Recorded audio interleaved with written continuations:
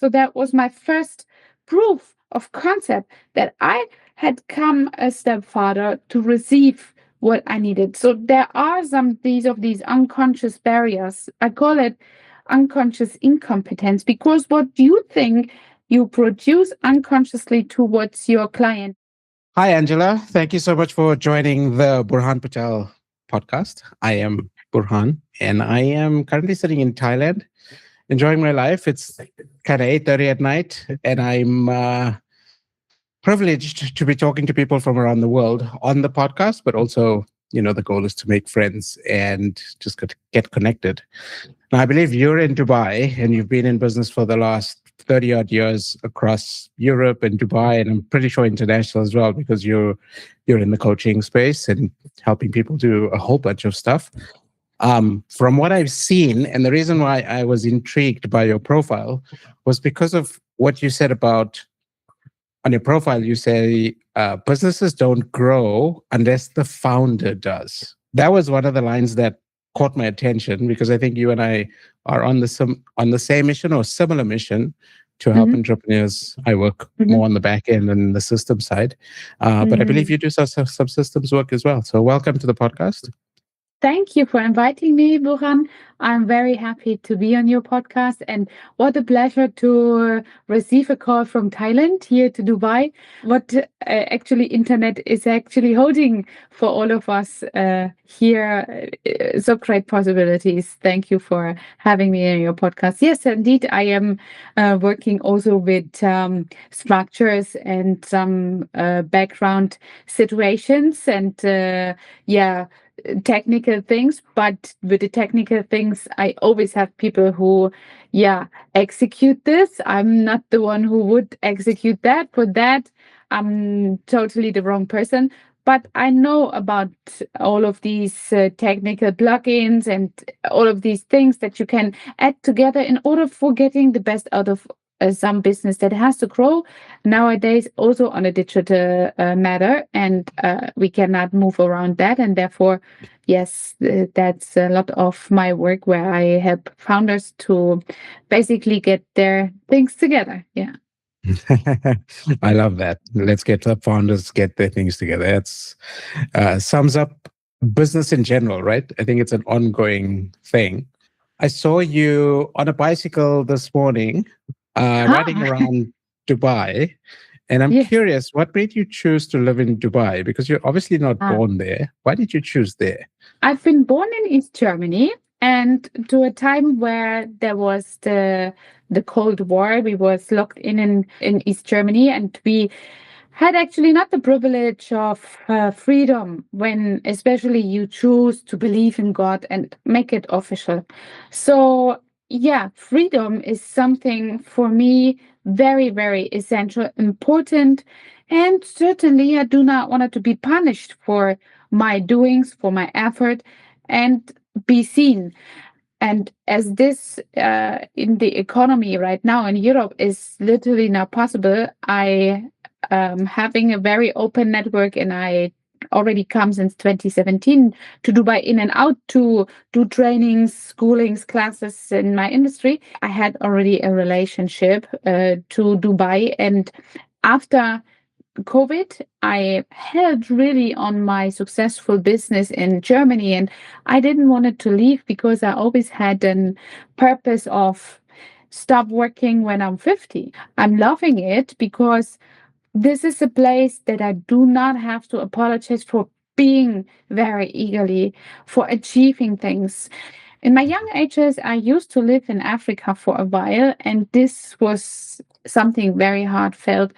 And I thought of going there, but in the stage as a out of a business context and out of the context to be alone as a female, a business female, is something not so suitable when you go to Africa. So security, on the other hand, next to freedom, is something very important and valuable. What I find in Dubai here.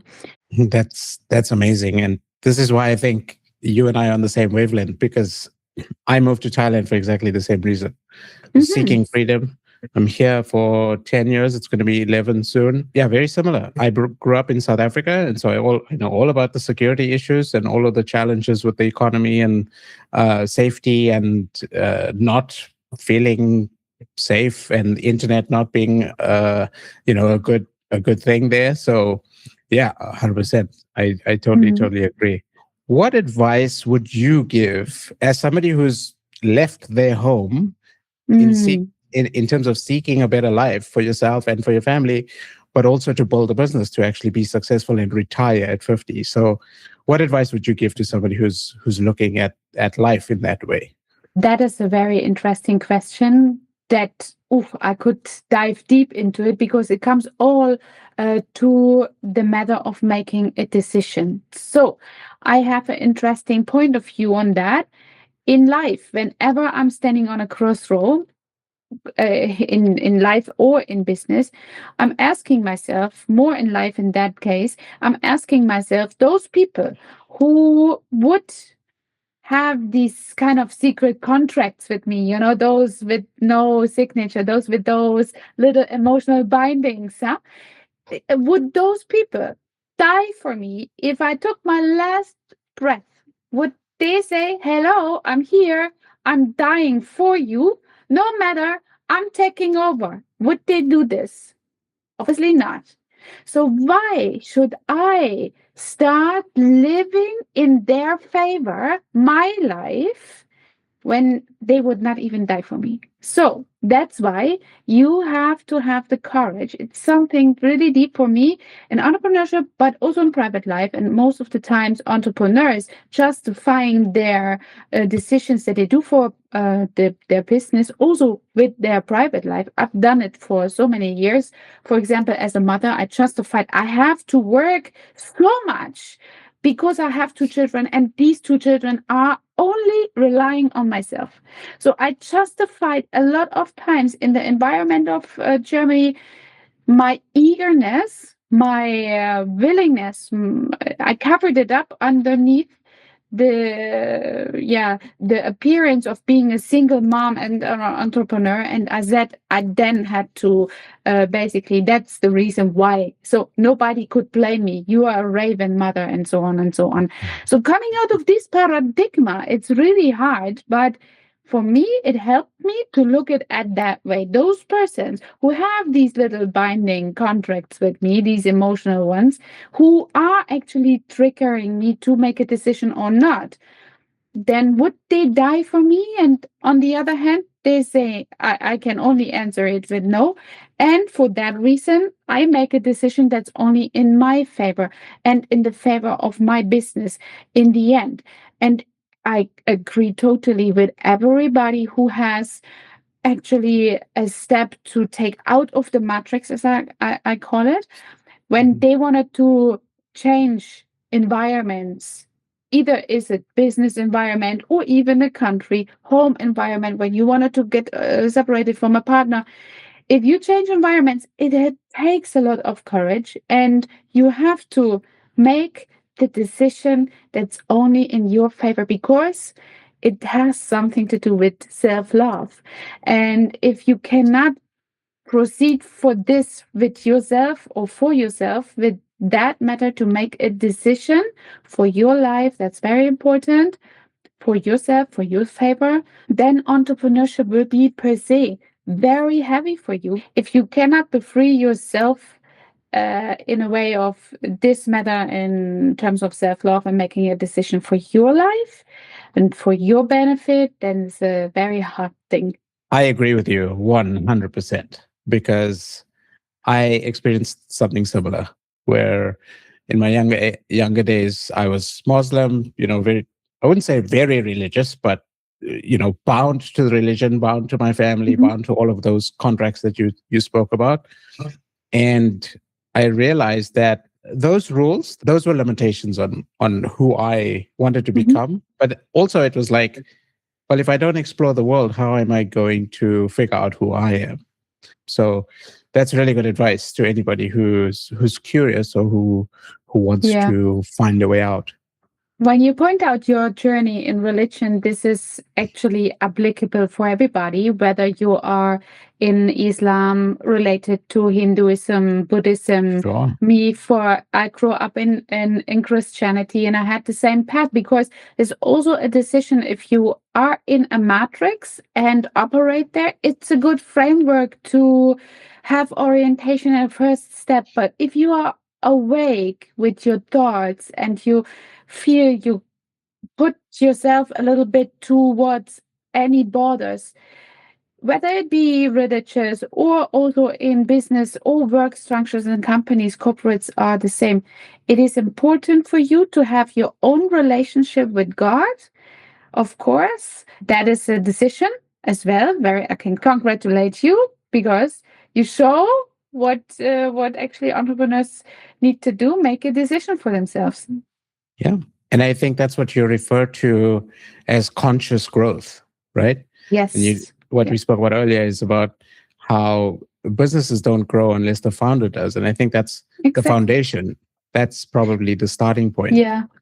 Sometimes when it comes to all these goals, KPIs, and I think you might know, yeah, what matrix is when it comes to advertisement and all these ads and performance KPIs, then you exactly know what I'm talking about. This is important. And if a founder founds, it's important to have also an orientation and to measure what can be switched or turned around and so on.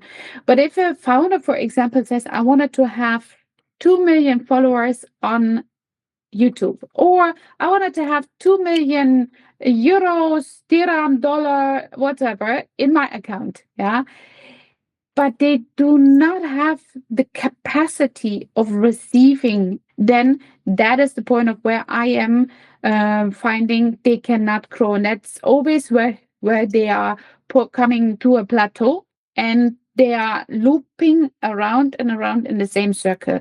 So then we find founders often that they grow their team because they wanted to achieve such a growth of, let's say, 2 million or 20 million. This doesn't matter in which size you are working, but they do not know how to lead. As a good example, for example, they maybe say not what they do and they do not what they say. That's a simple example. Growing a team, doing that or having that behavior is a totally good sign, or it's an example of not being ready as a founder to receive all of this. Because to lead and grow a team, that they follow you, it's much important that you go the leader and show the way for your team and develop yourself. You have to always be 5 steps ahead of a team for them to follow. I have a good example if you have some time for this. Sure. In Germany, I used to have a beauty school and also an attached environment of treatments. And I always had throughout Corona helped my industry. And they asked me how you are successful to have 15 beauticians in the middle of nowhere because we was very on the landscape. So throughout Corona, when everybody was only looking in this screen, then they saw what's going on. And a lot of people was asking me, can you show us how you do this? And I found myself back in those days again that I changed my time for money for giving one-to-one sessions. And I have had such an exhaustion about it. Back in the days, made fun in the start and the first step. What fulfilled me with energy came boring because I kept talking only the same thing, always the same thing, because literally everybody has the same sort of problem or challenges. So when before Corona was my schedule filled with trainings, then it was filled with a lot of consultations, and I craved to have a one-to-many structure. But somehow I could not have the capacity to produce this, to bring this to my industry. There was a mental barrier. And only the shift that I had done a big investment and being in one of my mentors mentorings, one-to-many program, had gave me the reference frame to receive this.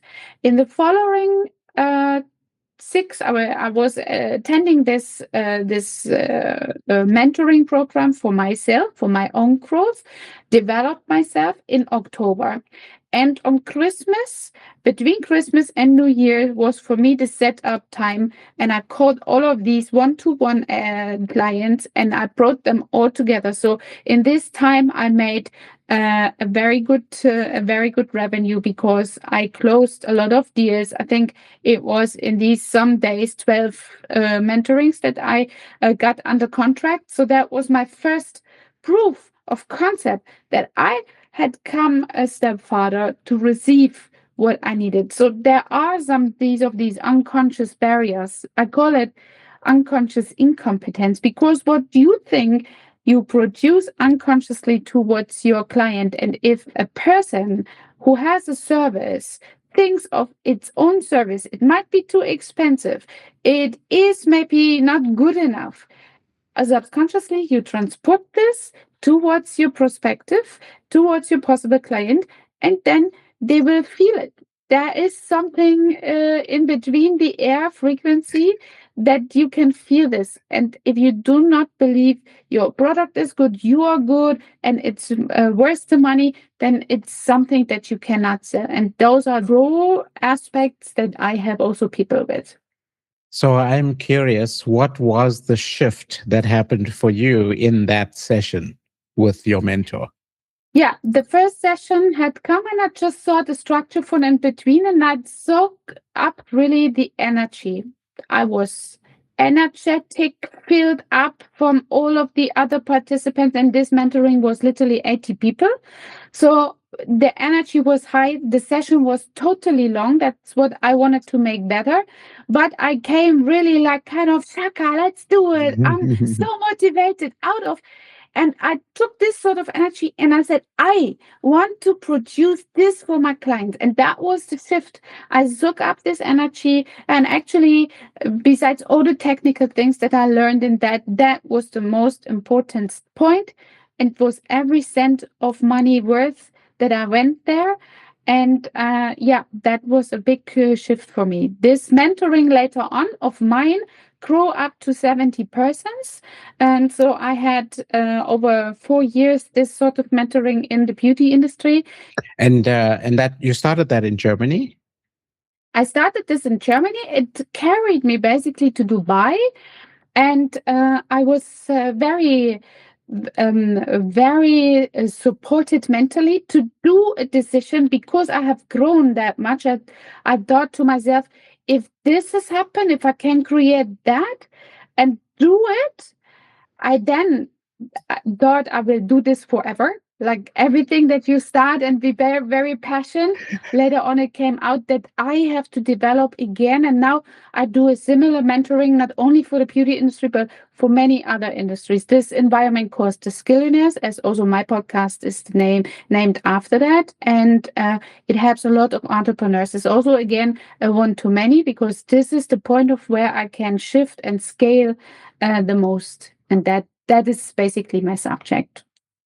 Very, very good. I absolutely love that. And it's well, first of all, congratulations for getting yourself put together, right? You identified a block and you found help. Yes. And also, you've clearly demonstrated that you have skills to find clients, right? You've built this beauty business and these consulting sessions. And that's an amazing thing because I think a lot of people have an idea, but they don't necessarily get to that point of execution. So, yeah, again, like you've just demonstrating that you're living through these shifts very, very well. But you said something that I think I wanted to touch on, which is because you said in the beginning, we all have these contracts to other people, these silent contracts is the words you Yes. used. Mm-hmm. And now, and what you said after that was that the founders or the leaders, people who want to lead, they want to grow, they also have to do what they say. And that's a And contract with yourself. yes, it is. I hold myself always accountable on that. Mm. Yeah. And for me, it It's comes down sometimes. to just making the promises. It's like, oh, I've promised that I was going to go to the gym today. So I better, like I have to go because otherwise I'm letting myself down. Yes, yes, yes, that's so true. And that is something that has such a big effect on your own subconscious, because that has something to do with you believe in yourself and have maybe an avoidance of fear. You can totally avoid that. So I have always this example. If you and I meet up for 7 days, let's say we are saying we meet every day, 7 days at 7 o'clock in front of the gym because we wanted to have a session. And so the first day, I don't show up. I was like, you're waiting, and I don't show up. So, what it does, first of all, with you just like, okay, let's give her a second chance. Maybe she didn't find the gym, or you could have any kind of human being excuses. Yeah. The second day, I'm saying I'm coming, yeah, but I again don't show up. The third day, again, I don't show up. You're waiting. There are no excuses anymore. Not only that I had done my reputation in your eyes totally wind up. Not that I have only harmed it much, really destroyed it, basically. You would maybe not even make any kind of business with me anymore because I failed that task and that promise. It's like, for me, very important to my subconscious. My subconscious must always know what comes off my mouth will be executed. Doesn't matter. And that is something so important for founders always. That's also a point where I get my biggest motivation. If I say to one of my employees, I do XYZ, or we do XYZ, and then I was like, oh, really, I don't have any kind of. Yeah, I really don't feel like to go with all of them to the restaurant or what. Whatever it could be. Yeah. But I hold myself accountable. What role model would I be to just say, I'm sick, you know, Right. like a lot of people do? And Yes. that is something for me very valuable. And I rate other entrepreneurs around me exactly on those things that they might think has no effect, has for me big effect. And that's how I rate also the sort of business I can or cannot do with them. It's so interesting to me now being able to look back in my life and also working with a whole bunch of people as well, like you, is it's these little things, it's these tiny things that happen on a daily basis. And it may not even be things that we've said. Sure, the things we've said out loud to other people, promises, commitments, whatever, those are super important. But I think it's also the gut feelings that we have, right? The little sparks of inspiration, or the little intuition that goes off and says, oh, maybe I should go do this thing. Those are the things that also need to be listened to. Don't you Very agree? much. Yes, I agree totally. And Boran, it is such a big point of where a lot of people fall into misalignment with themselves, because the gut feeling is our first intuition that we should l- listen to. But unfortunately, in this human being world of logic thinking and all of these environment, these little silent contracts from others, we get in our head a very logical mind and voice implemented that's unfortunately very much louder than our gut feeling. And Right.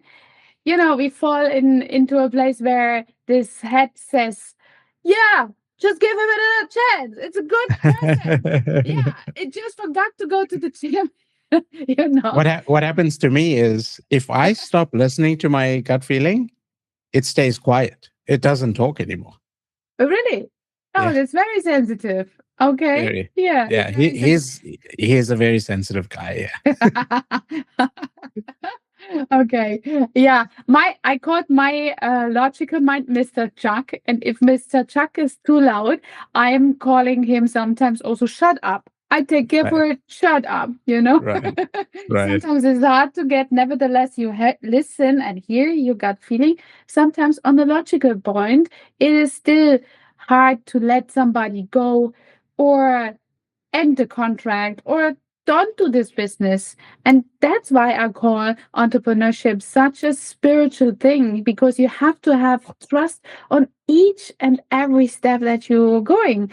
And you have to have trust to trust your gut feeling. And if you feel not to do this business, then you should allow yourself not to do this business and not think on the logical base.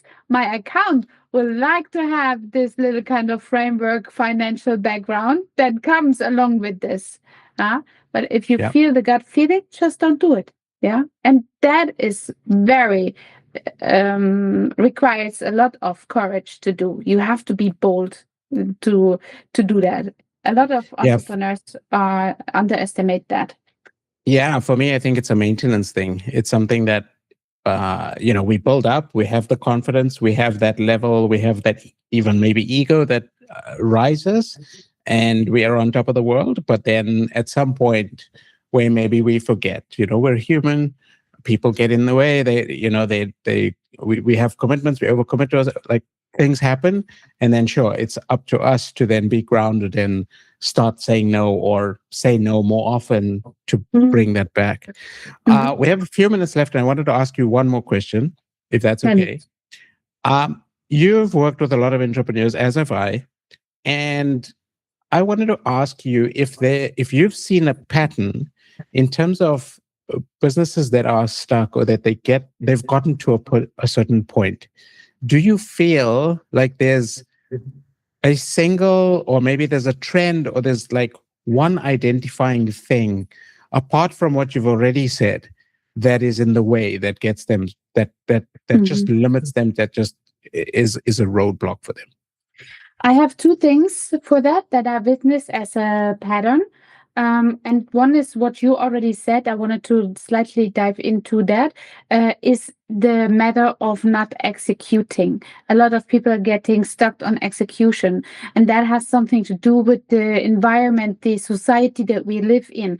There's a lot of scrolling. There's a lot of fast surface level, and Mhm. a lot of people, they think also they can fake it until they make it, and then they forget to coming out of the faking situation into the making process. They just simply forget that they have to do something to it. And that is a pattern that I see. And then they have a downward spiral with energy and all kind of things, their belief in themselves and so on. And the other thing, out of respect of time, is actually the choice of partner that they have. The choice of partners that they have as in terms of life partner.